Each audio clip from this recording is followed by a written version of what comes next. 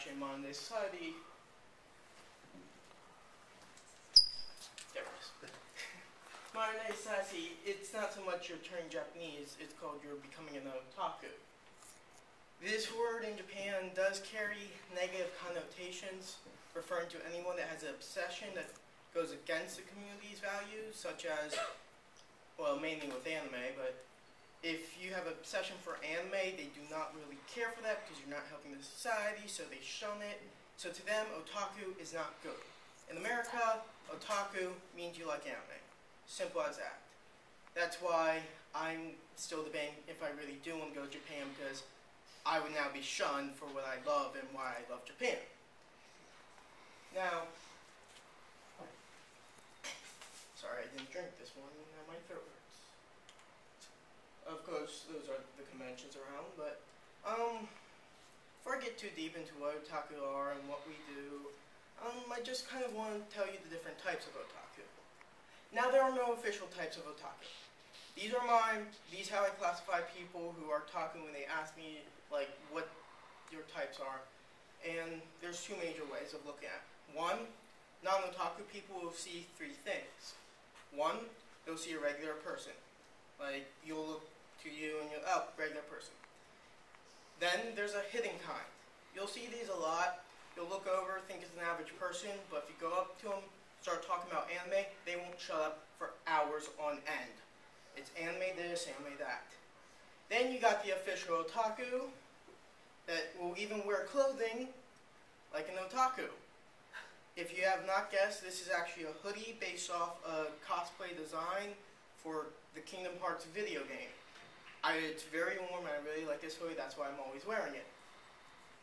Now, if you are an otaku, you look at it differently. You don't judge non-otakus, but you judge the people who go to the conventions. Your first one, people who don't wear outfits. Now, if you're trying to find the outcasts in a group of outcasts, it's the people who go to these conventions not dressed up. In fact, me and my friends agree, we cannot go to one of these conventions and not dress up. It just feels too weird. Then you got people who like to buy their costumes.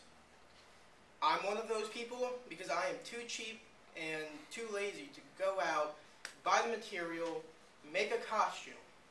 So I go on the internet, find one, $200, $400, whatever.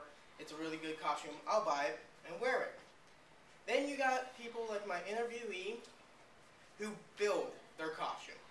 They go out to Joann Fabrics, buy the cloth, buy everything, and build their costume from scratch. Depending on your type of person, these costumes are either crap, and you're sitting there going, oh my god, why is that person even here? Or you're just sitting there going, holy crap, it must be hot in that thing. And that's all you can say because they are just amazing. But, okay, you have a costume. What do you do? Like I have this, what do you do? Does that make me an otaku? No, it makes me a big fan of Halloween. But now, since I go to conventions, I'm more of an otaku. And even though you have a costume, the conventions have rules. No live seal, such as nothing that can hold a blade that can cut. No weapons that can never fire projectiles. No pedal bears. I'll get to what a pedal bear is later. Some of you probably already know. Certain conventions are more strict. ZenkaCon, which is one in the Philadelphia area, which is now going to be in Lancaster this year. Well, next year, but the next one. That is very, very strict on the rules. They even have someone going around putting little tags on your weapons to make sure they're legal.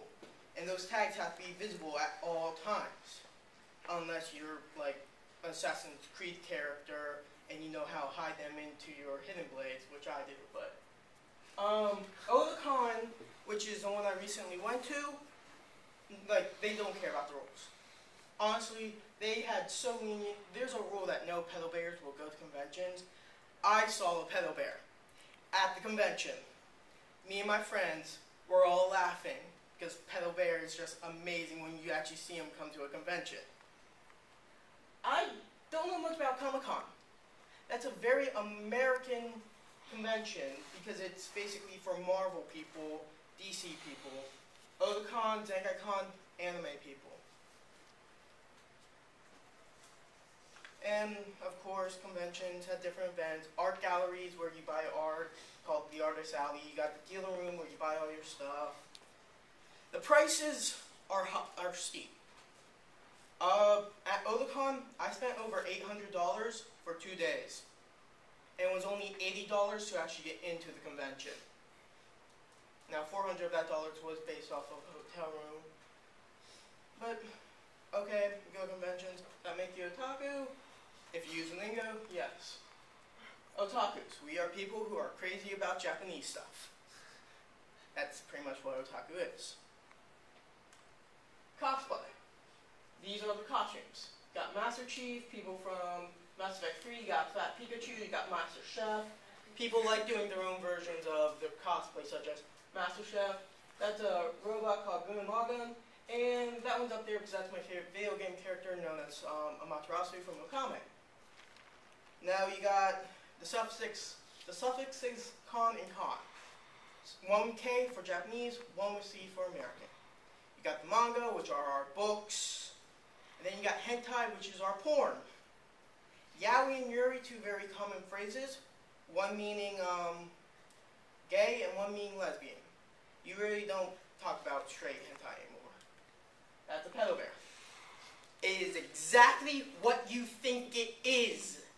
It's a pedophile bear. It's amazing. Now, I don't have time to go into deep, and I could go in for hours of this. So, if you want to experience our culture, well, subculture, just go to one of the conventions. Otakon this year is going to be in August 9th and 11th, 2013. ZenkaiCon in March 22nd, 24th, 2013. There's actually one Penn State has. Oh, okay. I'm just giving dates because you guys have to go. Penn State actually has one called SetsuCon. Could not find information on it. I am sorry, but that's one actually the anime club that Penn State has. I'm planning on going to that one, but I don't know the time. That's my speech.